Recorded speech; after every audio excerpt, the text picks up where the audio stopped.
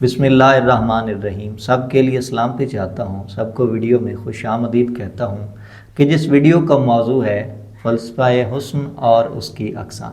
فلسفہ میں بھی اقسام کا لفظ تو شامل ہو جاتا ہے، لیکن ویڈیو میں عنوان کو کچھ ایسے یاد کرنے اور اپنی بات کو بیان کرنے کے لیے اس لفظ کا استعمال کیا جا رہا ہے۔ حسن کی فلسفی جاننا، اسے فلسفے کی وسعت میں پرابلمز آف فلسفی میں ایستھیٹکس کے نام سے جانا جاتا ہے۔ جمالیات، فلسفہ حسن کو جمالیات کہتے ہیں۔ اب دو چیزیں ہیں، ایک فلسفیوں اور حکماء کا کہنا، ان کی تحقیق اور تلاش، اور دوسرے کہ خدا کی حکمت کہ جسے ہم نے قرآن و حدیث سے لیا وہ کیا بتاتی ہے۔ ہم پہلے فلسفیوں کی بات کرتے ہوئے گزر جاتے ہیں اور اگلے وقت میں ہم خدا کی حکمت سے اس حسن کے کمال اور معیار اور اس کی بلندی کی بات کریں گے، اور اس کا اثر اور اس کا احساس ہوگا، اس کا چمکدار اثر ہم پر ہوگا۔ فلسفہ حسن یعنی جمالیات، اس میں کہا گیا ہے کہ حسن ایک ایسا نور ہے۔ فلسفی حضرات اس بات کو تسلیم کرتے ہیں کہ حسن ایک نور ہے جس کا انسان پر اثر ہوتا ہے، ایسا اثر کہ ایک انسان کے کمزور اور تھکے ہوئے پٹھے وہ سکون اور تناؤ کی حالت میں، تندرستی کی حالت میں آ جاتے ہیں۔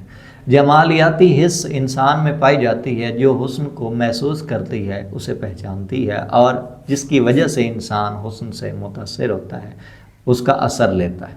اور فلسفی حضرات یہ کہتے ہیں کہ حقیقت کا حسن ایک ہی ہے کہ جو ایک ذات ہے، باقی جو کچھ بھی دکھائی دیتا ہے وہ صرف نظر کا دھوکہ ہے۔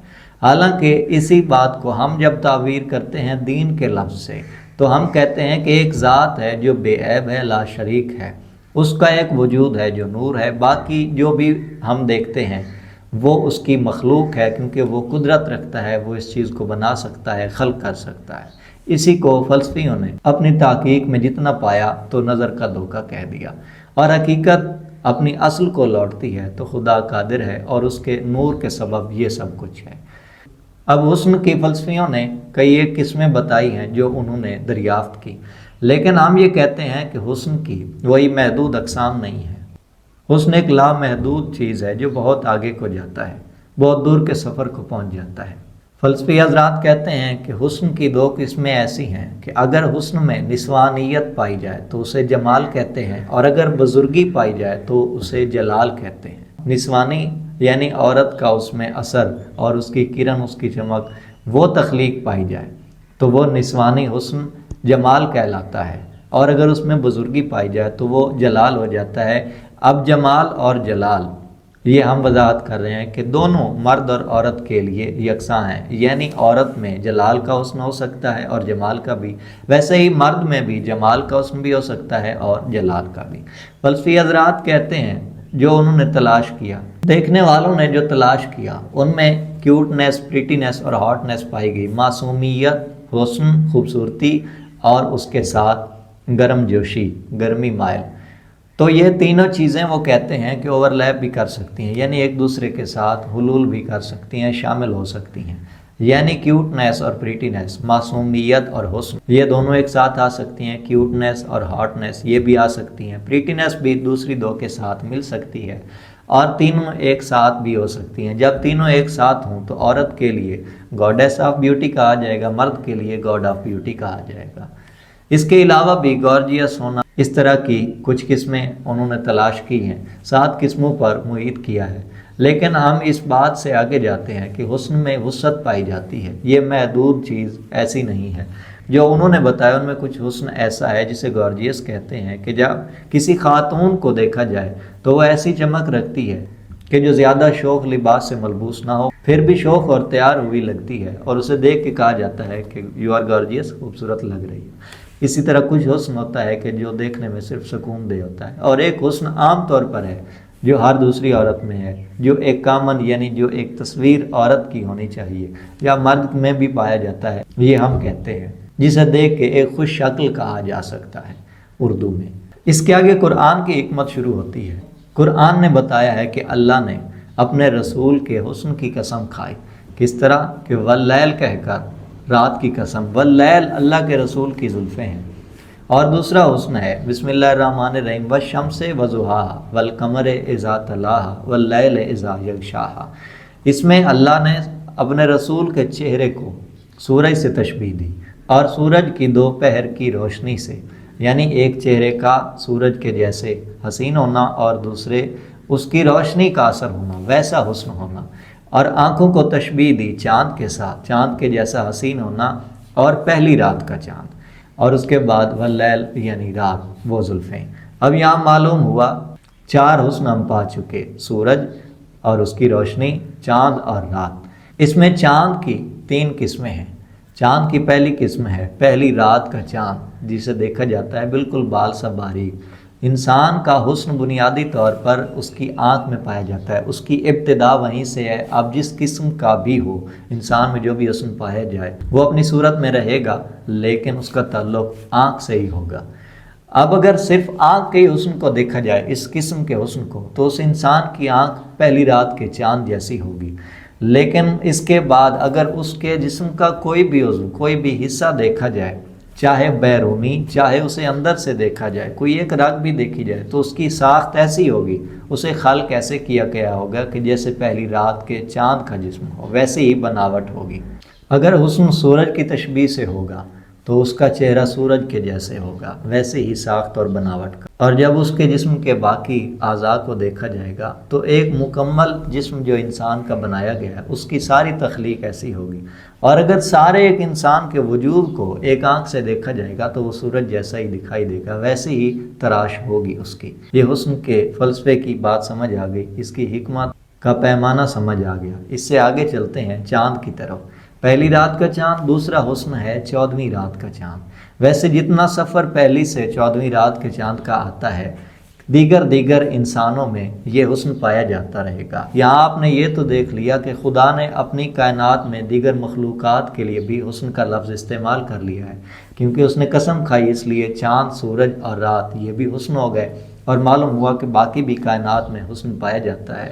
جو فلسفی ہے انسان کے لیے، خدا نے جس سے سمجھایا ہے، اور یہ بھی کہا ہے کہ دیکھنے والوں کے لیے نشانیاں ہیں، تو یہ باتیں سمجھ آتی رہتی ہیں۔ 14ویں رات کے چاند کی مثال ایسی ہوگی کہ اس انسان کو دیکھا جائے گا تو وہ 14ویں رات کے چاند جیسا ہوگا، اس کی آنکھیں ویسی ہوں گی، پھر سارے جسم کی بناوٹ ایسی ہوگی۔ رات کو دیکھا جائے گا، یہ رات کی بات مکمل کر کے پھر چاند کی طرف اور اس سے آگے چلے جاتے ہیں۔ رات کے حسن کا دیکھا جائے گا تو اس کی آنکھوں میں ایسی ہی سراہی پائی جائے گی، جبکہ یہ رات کا حسن پایا جاتا ہے بالوں میں۔ اس انسان کے بال خوبصورت ہوں گے، اگر وہ خاتون ہوگی تو بھی، مرد ہوگا تو بھی۔ اب سب سے بڑا حسن جو میں نے ان میں حکمت میں دیکھا ہے وہ ہے آخری رات کا چاند، جسے خدا نے قرآن میں یاد کیا ہے اور اس کے لیے بتایا ہے کہ آخری رات کا چاند کھجور کی کمان جیسا ہوتا ہے۔ میں نے ایسے انسان دیکھے ہیں، حجاب کی ذمہ داری کی وجہ سے میں یہاں تصویریں نہیں دکھا سکتا، وگرنہ میں ان لوگوں کو جانتا ہوں، میں نے دیکھا ہے تو پہچانا ہے کہ ان میں ایسا حسن پایا جاتا ہے۔ آپ عام طور پر کہیں دیکھیں تو آپ کو سمجھ آ جائے گا۔ وہ چاند، آخری رات کا چاند کھجور کی کمان کے جیسا ہوتا ہے، اس انسان کی آنکھ ویسی ہی ہوتی ہے، پھر اس کا سارا جسم ویسا ہوتا ہے، اور اس پر لباس بھی ویسے ہی صورت میں خوبصورت پیش آتا ہے اور حسین لگتا ہے۔ اس کے بعد خدا نے قرآن میں بتایا ہے حور کا حسن، اور اس کے لیے کہا ہے کہ وہ قاصرات عین ہے، اور دوسرا لفظ اس کے لیے استعمال کیا ہے قاصرات الطرف۔ قاصرات عین ایسے ہے کہ اس کی آنکھ سیدھی نہیں ہوگی، بلکہ یہاں سے چلتی ہوئی باہر سے ترچھی ہو جائے گی۔ وہ ترچھی آنکھ ہرن کی بھی ہوتی ہے، اس لیے ہرن کو خوبصورت مانا جاتا ہے، کہا جاتا ہے۔ اب ہرن کی سارے جسم کی بناوٹ دیکھ لیں تو وہ ترچھی آنکھ کے جیسے ہی اس کی بناوٹ ہوتی ہے۔ بس اب وہ انسان جس میں یہ حسن پایا جائے گا وہ بھی ایسا ہی ہوگا۔ قاصرات الطرف حور کے جسم سے ہے کہ اس کا جسم وہ باہر سے ترچھا ہوتا ہے، خدا نے اس کو ایسے بنایا، اپنی حکمت سے تراشا ہے۔ اب مچھلی کو دیکھیے، مچھلی کو غور سے دیکھیں تو وہ قاصرات الطرف ہی نظر آتی ہے۔ مچھلی کا منہ، اس کی آنکھیں، اس کا سارا جسم سے اس کو پہچانیں تو وہ باہر سے ترچھا ہی ہوتا ہے، اس طرح اس کی ابتدا ہوتی ہے۔ حور کے لیے ایک اور حسن بتایا گیا ہے کہ اس کا جسم یاقوت کے جیسے ہوگا کہ وہ کئی پردوں میں بھی دکھائی دے رہا ہوگا، یعنی اس طرح پسند کیا ہے خدا نے اس حسن کی بناوٹ کو، اس امر کو۔ تو کچھ لوگوں میں ایسا ہی چمکدار حسن پایا جاتا ہے۔ اب جیسے جیسے آپ خوبصورت چیزیں دیکھتے جائیں گے ویسے مثالیں پاتے جائیں گے کہ انسان کے لیے کہ کیسا کیسا یا دیگر مخلوقات میں کیسا کیسا حسن پایا جاتا ہے۔ یہاں ہم کہیں گے کہ حسن لامحدود ہے، اس کی کئی قسمیں پیدا ہوتی جائیں گی، قسموں سے قسمیں آتی جائیں گی۔ किसी की बनावट शेर के जैसी होती है वैसा वो हैबत वाला दिखाई देने लगता है। कई कई किस्में आपको नज़र आने लगेंगी और पहचानने लगेंगी। इन सब से बढ़ जाता है एक हुस्न जिसे वली का हुस्न कहा जाता है, जिसे हिजाब का हुस्न कहा जाता है। हिजाब के बाद की बात तो कोई जान ही नहीं सकता। हिजाब खुद एक हुस्न है और वली का हुस्न ऐसा होता है कि वो नूर से लैस होता है, उसमें नूर होता है। आम इंसान का दिमाग, आम इंसान की अक्ल उसे समझ नहीं पाती। उसकी मारिफत, उसकी पहचान अलग होती है, उसका मकाम अलग होता है। घोड़े का हुस्न देखिए कि जिसके नथनों की फुंकार की अल्लाह ने कसम खाई है, हालांकि वो एक ख़ास घोड़ा था। तो कुछ लोगों में ऐसे ही किस्म का हुस्न पाया जाता है, उनके हुस्न ऐसे ही तवाना होते हैं। वैसे ही बदसूरती की भी मिसालें हैं जिनसे दूर रहा जाए और उनकी परवाह न की जाए। हालांकि खुदा ने बिला हिकमत बिला वजह कोई चीज़ ऐसी नहीं बनाई कि जिस पर एतराज़ किए जा सके। खुदा ने जिसको भी जैसा बनाया है उसमें उसका राज है, लेकिन हम यहाँ सिर्फ हुस्न की बात कर रहे हैं। अब एक हुस्न बता के हम बात को मुकम्मल करेंगे। कुछ लोगों का हुस्न रंगत का होता है उनकी आँख से, कुछ की आँखें नीली, कुछ की सब्ज़ होती हैं। ऐसे ही खूबसूरत रंग खालिस पाए जाते हैं। याद रहे कि ये बदसूरत रंग भी हो सकते हैं, लेकिन खूबसूरत रंग वो अलग हैं। उनका हुस्न इस चमक से पाया जाता है, इस नूर से। अगर आप हसीन होना चाहते हैं या हसीन हैं और हुस्न को बढ़ाना चाहते हैं तो उसके लिए वजीफ़ा जानने को आप हमसे व्हाट्सएप पर रब्ता कर सकते हैं, जिसका नंबर डिस्क्रिप्शन में मौजूद है। और अगर आप इंतज़ार करना चाहें तो वजीफ़ा की आने वाली वीडियो तक इंतज़ार कर सकते हैं। उम्मीद है आपको वीडियो पसंद आई होगी। वीडियो को लाइक, कमेंट और शेयर कर दीजिए और ऐसी एजुकेशनल वीडियोज़ के लिए हमारे साथ जुड़े रहिए। चैनल को सब्सक्राइब कर दीजिए। बहुत शुक्रिया। अस्सलाम वालेकुम।